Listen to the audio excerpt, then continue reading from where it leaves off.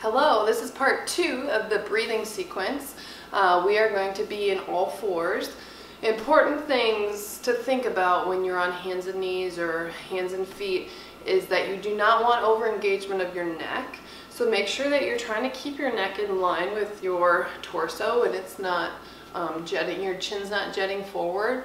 So you want everything to be pretty relaxed. Tilt your chin back a little bit, and you don't want any increased tension in your neck that can lead to headaches or jaw pain and that kind of stuff. So if all fours is not a comfortable position for you, choose a different position to work on your breathing. So we're gonna breathe in all fours. So you're gonna try to line up, your knees are right under your hips, your hands are right under your shoulders, and I want you to think of doing just a little bit of tuck to find a neutral spine. And then you're gonna push that rib cage up on your shoulder blades so that when you inhale, you're trying to feel a stretch between your shoulder blades. You don't wanna over flex that natural curve you have in your mid-back. We wanna try to turn off that low back by a little tuck and try to stretch that upper back by pushing that rib cage up on your shoulder blades, engaging your serratus, which keeps those shoulder blades on your rib cage, and keeping your neck quiet and relaxed in all fours.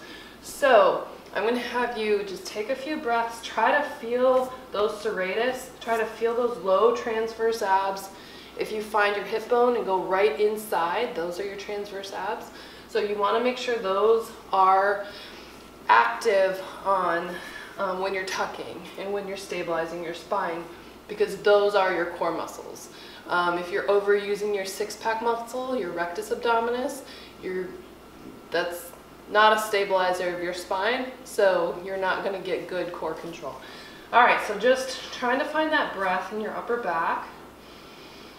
In through your nose. As you exhale, try to close that rib cage, or think of your ribs going towards your spine without over flexing. You're breathing out to the side of your rib cage, exhaling, tucking those ribs down and back towards your spine. And then you're gonna go down and reach those hands out and stretch here. So you'll feel some good stretch under your shoulder blades, some good stretch in your low back. Rest your head, and you're just gonna breathe there for a few breaths. Trying to feel between the shoulder blades expand. On your exhale, you're still trying to tuck those ribs in.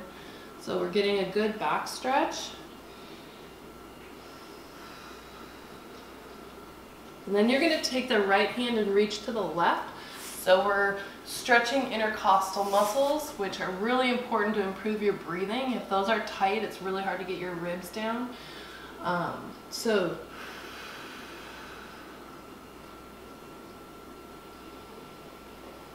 you're breathing out into the right side.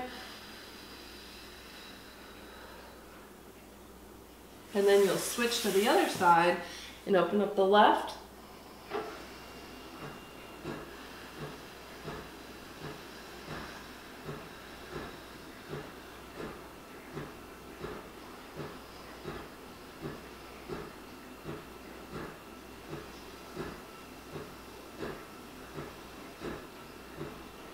All right, so come back into all fours. And if you like that movement, you can just go back and forth.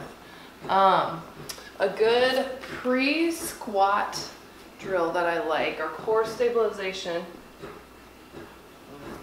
Okay, so we're gonna take it here, tuck those toes under, and we're gonna go into downward dog. So now we're trying to find some calf stretch. I want you to keep a little bit of bend in your knee.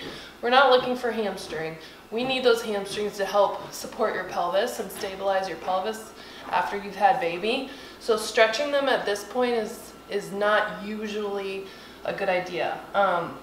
So you're trying to bring those heels down towards the ground. Your head is going down towards the ground as your shoulders go up towards your hips, so long neck. You're breathing out to the sides of your rib cage. Exhale, bring those ribs in. Feel your abs. You should feel a good calf stretch.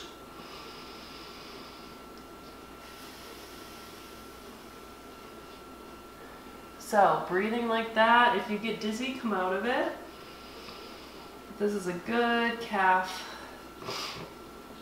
I call it inhibition or a stretch. Just trying to turn those calves on because they tend to be overactive. So after you feel a good stretch there and you've done 4 or 5 breaths, I want you to come forward into a kneel. So this is a very important one to shut off that hip flexor, that psoas muscle. You're going to put your hip right over your heel, do a little bit of a tuck as you tuck your ribs in, so the seam of your shirt should be straight. If you're here, the seam of your shirt is going to be arched. So bring those ribs in, right down, and you want to feel a stretch right in the front of your hip. That's your psoas. If you feel it down into your quad, that's good too. That's your quad muscle. So both are good, but we're trying to get that psoas. We're trying to flatten your back, ribs in, and just breathe there and feel that good stretch. It's a really nice stretch. Now, if you want to go forward, you have to make sure that you keep your pelvis neutral as you lean forward with your weight through that front heel. You don't want to lean forward and let your back start arching, or people will go like this and they feel a stretch, but now you're compressing your lumbar spine, which can cause other issues and you're losing your core stability. So you got to think stable pelvis, stable ribs, you're feeling your abs control it, and then go forward a little bit. You won't be able to go as far, but that's okay. It's not about how far you go, it's about how you're doing it. So just make sure you feel that. And then you can stretch the other side. Same thing, you want your hip right over your heel.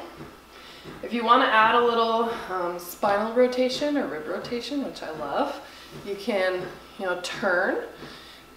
Keeping that tuck, keeping that stretch in the hip flexor, you're opening up the chest to the other side. So as you breathe there, you might feel some, intercostal stretching, which is good. You want that rib rotation. It's so important, and we lose it when we're really pregnant because we're so extended in our spine and our ribs are so flared, trying to make room for baby, and you don't rotate like that. Your spine can't rotate as well like that. So, establishing that neutral spine, getting that rib rotation back is really important after having baby. It will help your breathing and just your overall movement, because the better you breathe, the less you're going to recruit your neck and your back to help you breathe, and you're going to have better muscle balance and just overall feel better. So that is a good sequence to work on that low back, those intercostals, hip flexors, which all tend to be tight during those later stages of pregnancy and postpartum. Stay balanced.